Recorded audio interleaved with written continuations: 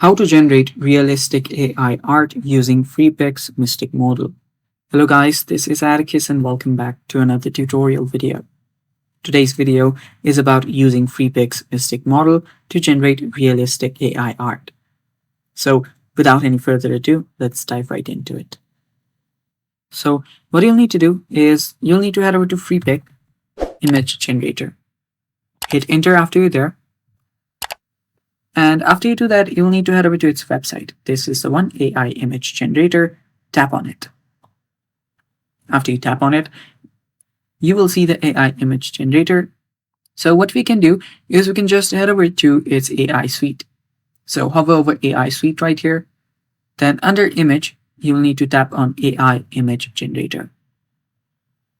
After you tap on it, it'll take you to Freepik's AI suite where you can generate your image. Now, first we'll select the model. So here tap on model.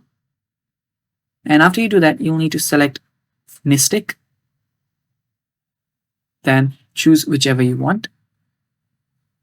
And as you just have seen that this requires an upgraded version. So you can get a plan and just move on with that.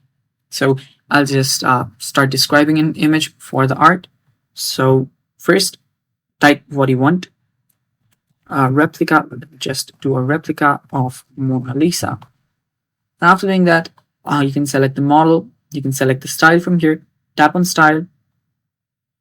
Then after here, you can see the style. You can choose the style.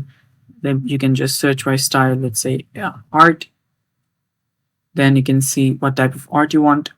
So if you want realistic one, you can simply search for realistic art. Some of those are also just for pro version. So I'll just choose this digital art since this looks free and the most realistic. And after doing that, you can choose the composition if you want. You can go ahead and choose colors and everything. Then finally tap on generate. After you tap on generate, it should start generating the image right here. Just wait till it generates the image. You can hit down below and hit the subscribe button while it generates the image.